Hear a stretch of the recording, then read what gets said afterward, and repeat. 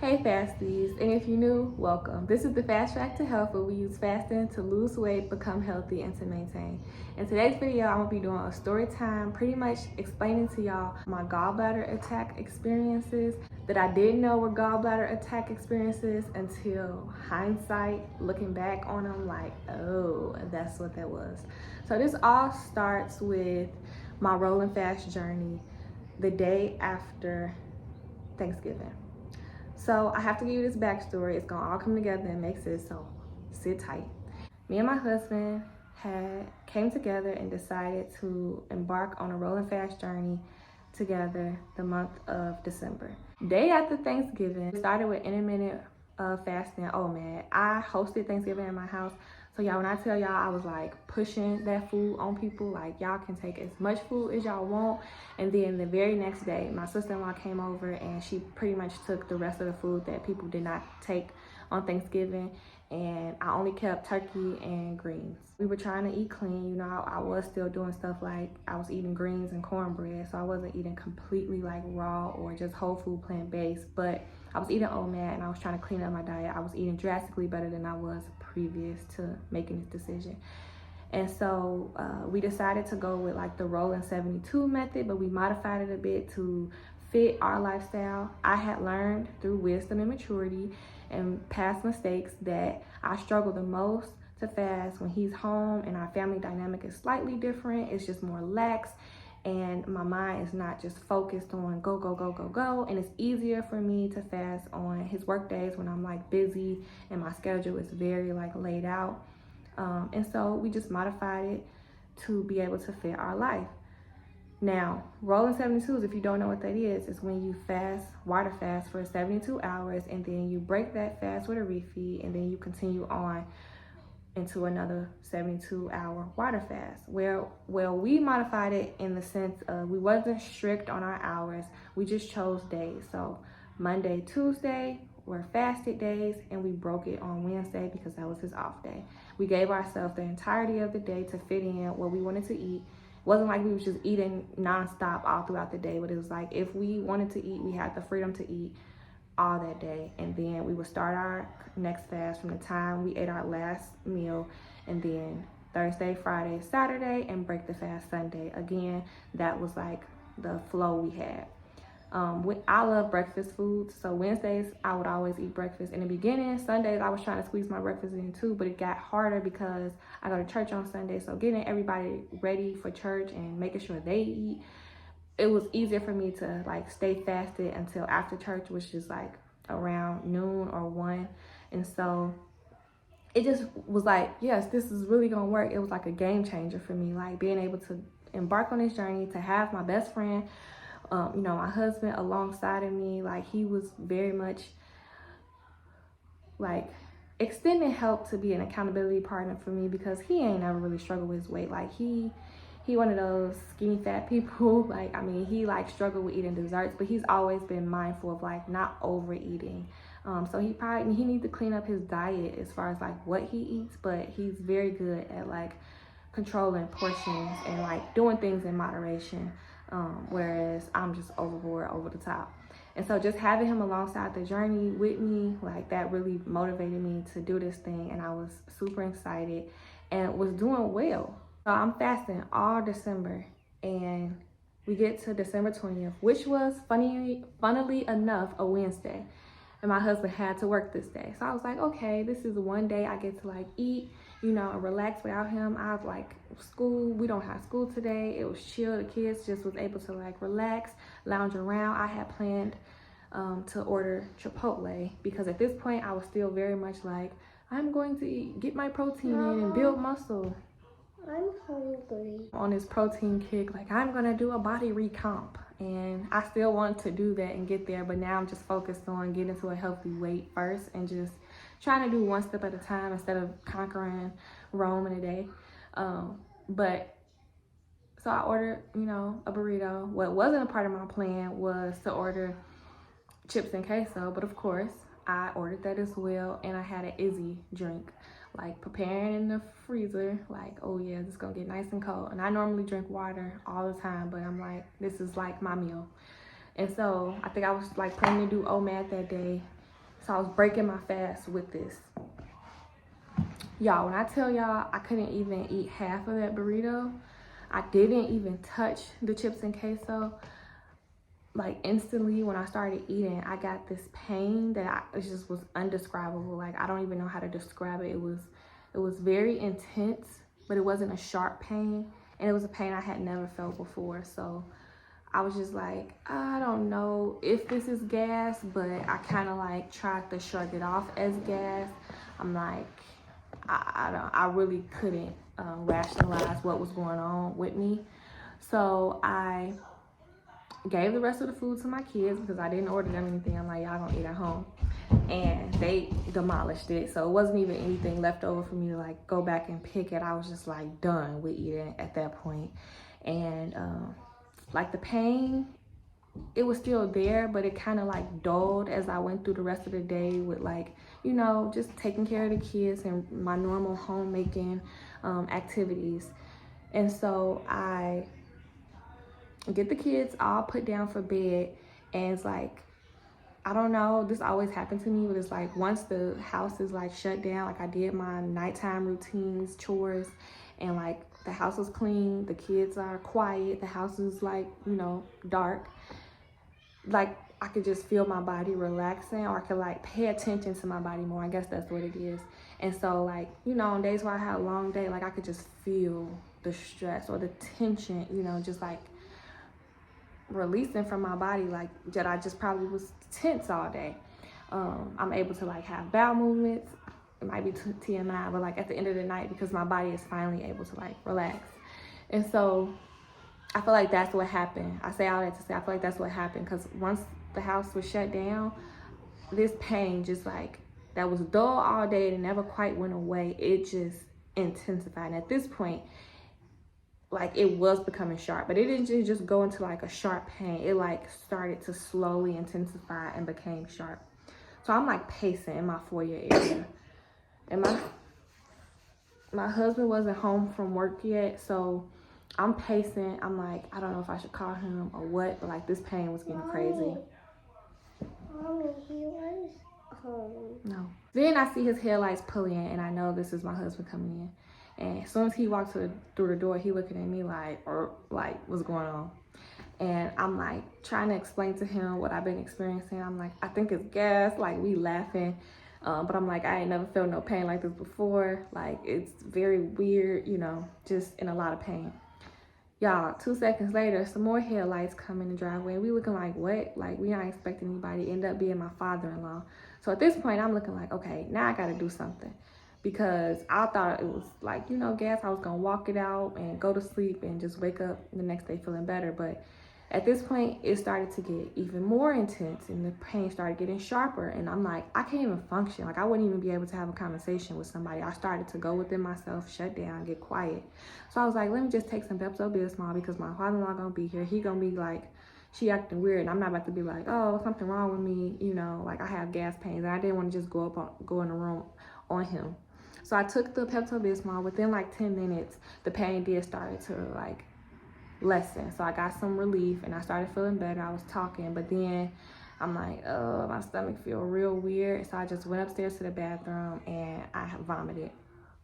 Every bit of that half of burrito that I tried to eat came out. And so I was like, well, maybe, you know, something wasn't right with the Chipotle. And I'm really leaning into the gas now. Like them beans just weren't sitting right with me.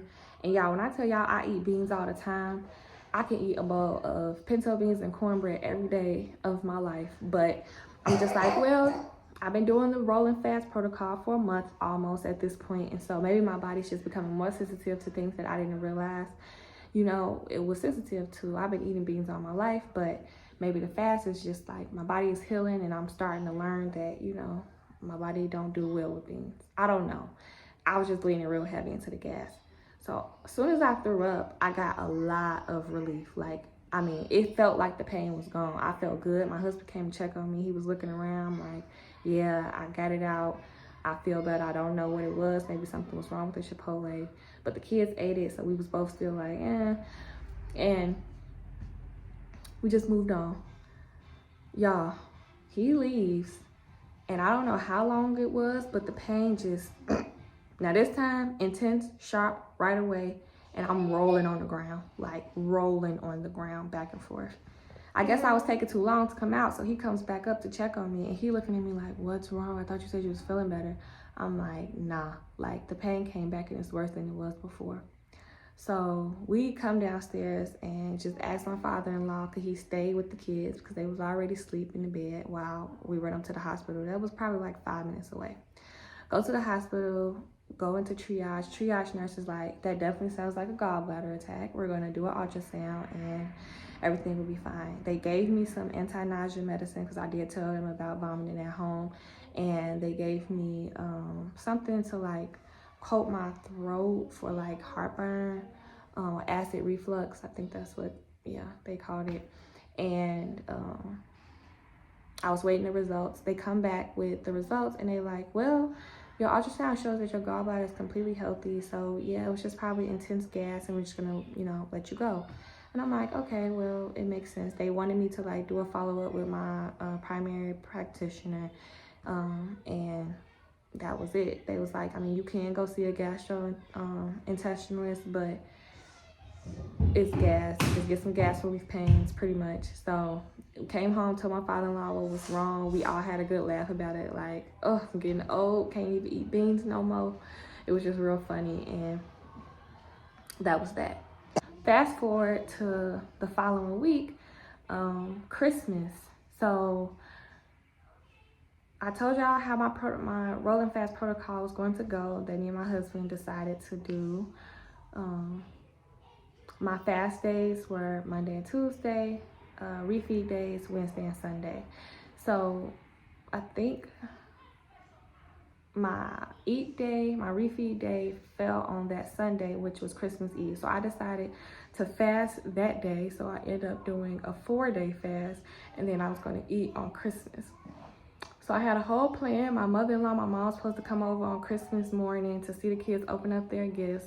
My mom doesn't actually live out here, but she flew into town for a very short time to be able to, spend Christmas with the family. So she was going to come over that morning because she was staying at my grandmother's house. I was like, came up with this idea in my head that I was going to cook a cute little breakfast, and then we were going to my sister-in-law's house that afternoon. I had to make a dish, so I'm like, this is just perfect. We get to lounge around the house all day. I get to, cook breakfast, clean my kitchen, cook my dish, and then we can all get dressed and head out to my sister-in-law's house. Well, plans completely changed that morning because my mom was in writhing pain, having like a super bad GERD attack, which she has previously been diagnosed with GERD, so that didn't seem out of the norm. What was out of the norm was that it was so painful that she couldn't function. Like, she felt like she couldn't drive, she couldn't keep anything down, she kept vomiting consistently, and she was in like a writhing pain, which like she couldn't control, like rolling on the ground pain. Like, and my mom has a high pain tolerance, as do I. Feel like I have a high pain tolerance, so this pain was just like, what? So all that to say, she asked my grandmother asked could we bring the kids to her house because my mom was very worried that she came all this way and she wasn't gonna be able to see the kids. And so I was like, oh, she don't have to worry about that, we'll stop by. But that changed my whole day. I say all that to say it changed my whole day. So I didn't end up making the breakfast. So I was fasted, all through that time because I just made, a small breakfast for my kids to have. And then after they opened their gifts, we got dressed, and I headed over to my grandmother's house. So I had to like prepare this dish that I was taking to my sister-in-law's house that evening. So even while I'm there and the kids are, spending time with their granny, I'm like just moving, just keeping busy. So I was able to stay fasted even at my grandmother's house when she cooked all this like holiday food, because I was cooking as well.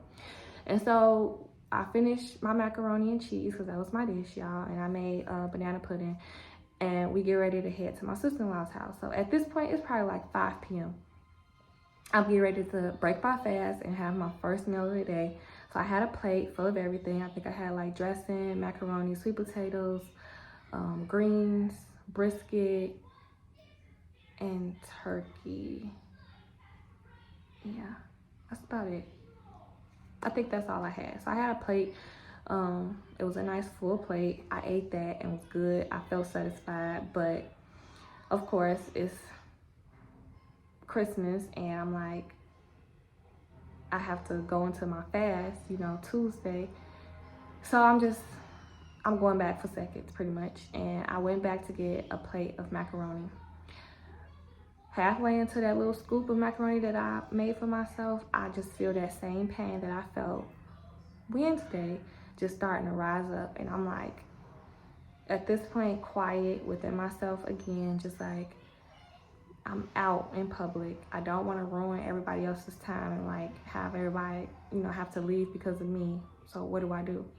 So I remember I got those gas relief pills or tablets that they gave me from my hospital visit. I run to the car, go get one of those, took 2. And I'm like in the bathroom feeling like I need to strip, like just waiting for it to give me some kind of relief. And it did give me a little bit of relief. It didn't completely go away, but it was enough for me to like function and be able to talk. My husband realized right away because I just got quiet. He said my eyes just looked like, oh, like I was just like fear within myself. But made it through that. So that was that night. And I'm thinking like, I don't know what's going on with me, but I shouldn't have ate more. Maybe I'm like pushing it. My stomach is shrinking from me fasting and I'm like overdoing it. Maybe I'm eating too much. Cause it felt like pain and it did feel like it's an intense like sharpness, but it also felt like pressure. So I'm just like, maybe I just am forcing it, trying to eat way too much. I need to eat way smaller portions. So that was ending off December. And I'm like, literally, when we made this decision, me and my husband, to do this rolling fast journey, he only had 1 month to do. And our goal was to just make it through our fast. We gave ourselves complete allowance on our refeed days. Maybe we shouldn't have did it that route, but that's what we decided to do. So in January, I'm like, my goal all January is to focus on eating better on my eat days, getting more vegetables and just live foods, whole food, plant-based foods in on my eat days. And so going forward in January, that was the plan. I was cleaning up my eating and everything was going smooth the whole month of January. Like I was on a roll and I was still having some like reactions to eating food, but nothing as painful as those 2 previous reactions. Like I would feel weird or funny after eating, like in my stomach. But I'm like, I started eating way less and I started eating super clean and just more like food from the earth. So real food. So I feel like I have better reactions, but I was still having a reaction when I would eat. I didn't tell anybody about it. It was like something that I could manage on my own. But I didn't feel normal and I did think like something's not right. Something is not right with me, but I wasn't speaking up on it. And that brings me to February 4th. I believe that was it was 4th or 5th. I'm really like, that was a Sunday. I know it was because my grandmother's birthday had just passed. And when I tell y'all, I was like on it with my like rolling fast protocol and the cycle of it. Like people would try to like hang out, do certain things. I'm like, well, do you have Sunday or Wednesday free? And like, I was like on it. So she was trying to celebrate her birthday. She wanted to go out to eat with the family. And I'm like, fine, that's fine. But I can only go on a Sunday, Granny. So she agreed. And we were going on that Sunday because I'm a busy mom. Like that day was gonna be jam-packed with activities. So I decided for breakfast that I was gonna eat watermelon, a fried egg, and a slice of bacon. I had to go to church. Then straight from church, we came home, got my son dressed for his basketball game, and we were headed to his basketball game. When I tell y'all at church, from eating that watermelon, egg, 1 fried egg, and the bacon, that pain started to come. It wasn't as intense like I said before, but it was more intense than it had been all January.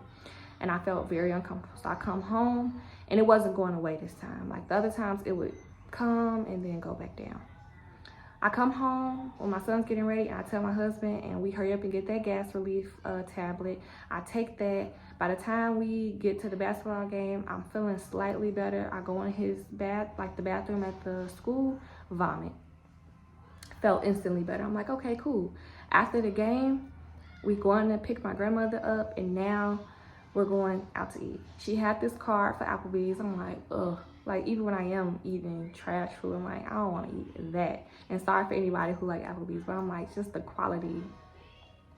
But that's where she wanted to go. So I was like, okay, well, the best option that I have here is probably eating something like the sizzling chicken plate with mushrooms, onions, mashed potatoes, and broccoli. That was the meal I got. Now, maybe I should have got a salad, but So I get my food, and I'm mostly eating the chicken and the broccoli because, you know, I had told you that how I was feeling after breakfast, and so I was just feeling very like weary and pretty much fearful around eating. So I'm eating the chicken and the broccoli, and I felt good. I felt fine. We leave there, drop my grandmother off, and we're on our way home, and I'm just feeling very uncomfortable, very, very uncomfortable. We did get popcorn from the game, my other children, so like I grabbed a handful of pieces of popcorn. I don't know why, because at this point I was already feeling uncomfortable, but I get that and I'm just like rolling on the bed trying to like play it off. My husband like, what's wrong with you? I'm like, I'm just stretching, maybe I just need to stretch. And he listening like, okay. But I felt bad, and I end up going to sleep. I wake up the next morning and I feel slightly better, but just feeling off in my body. So I was just happy that like, all right, today is a fast day. So I make it through that whole day without eating, and then Tuesday comes. This is another fast day for me. So I'm just like, look, at this point, I'm fasting Wednesday, Thursday, Friday. Like, I don't even want to eat again. Like, I'm just afraid to eat because every time I put something in my mouth, I get this pain. So Tuesday comes, and I'm taking my son to a Valpo high school game in my area. And on our way there, I get this pain in my back that felt just like an achiness. And I was thinking like, okay, I do work out some days, especially on my like eat days, my refeed days. So I was just like, maybe I just need to stretch, but I don't know, this feeling is weird. You know, I'm just like in the car driving, trying to, but it was like getting bad. It was like moving up to my neck, and I'm like, I'm driving with 4 kids in the car, like, you know, I hope I'm okay. And I'm just feeling very uncomfortable. Like, by the time we get to the game, like, I feel very dizzy. So my kids got nachos. I took one of the tortilla chips, not to actually eat it, but to kind of get some salt on my tongue, because I'm like, maybe my electrolytes are low. And I didn't really have many options. So I do that instantly. Pain. That pain that was in my back, moving in my stomach. So I'm just like, oh no.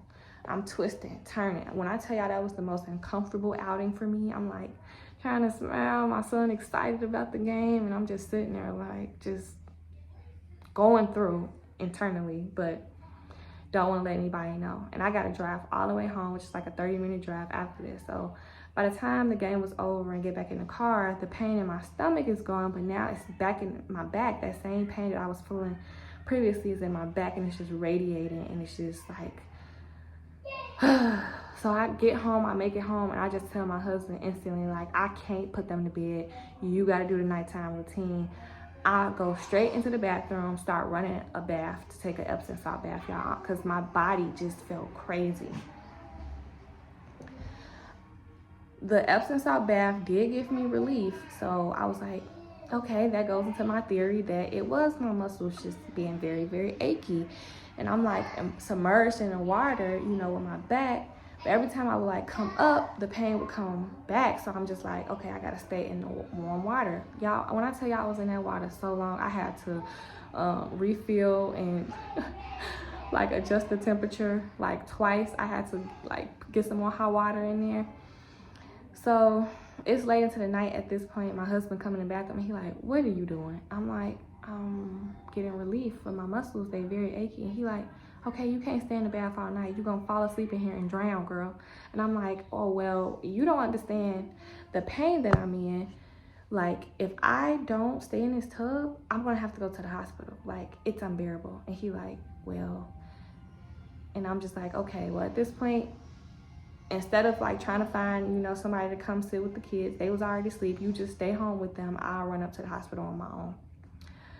So I'm like pulling my stuff together, trying to make it to the hospital.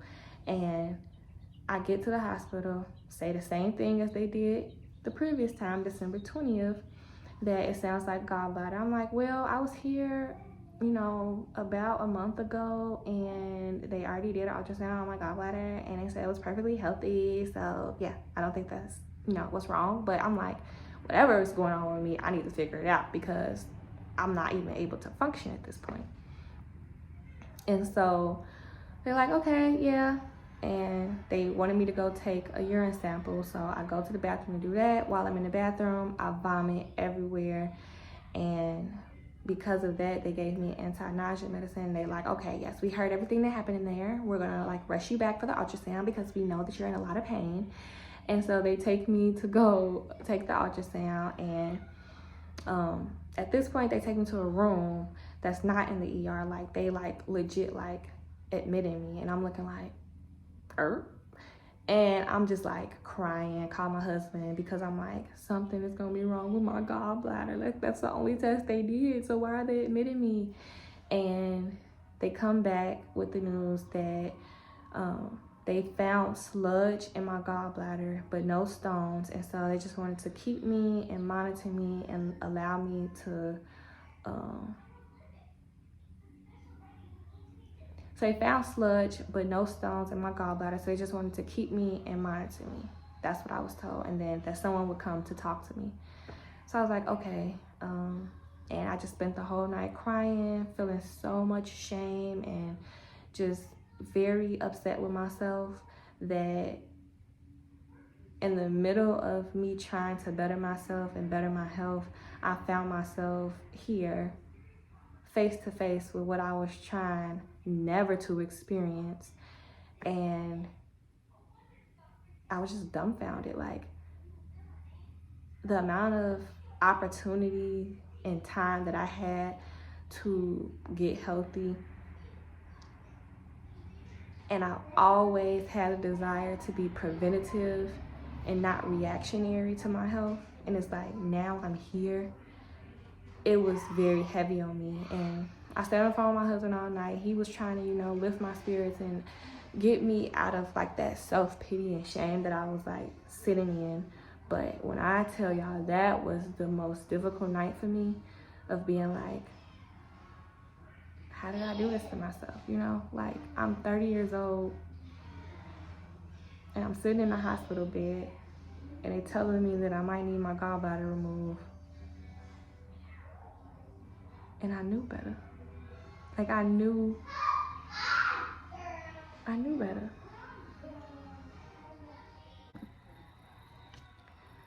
Make sure that you stay tuned for part 2, because I'm going to go into what happens the very next day at the hospital that takes me into me refusing, them coming to get me to tell me I gotta do this surgery that I didn't know that I had to do, and the hospital staff treating me like dirt, and then me ultimately changing my mind and going through with it. Crazy, right?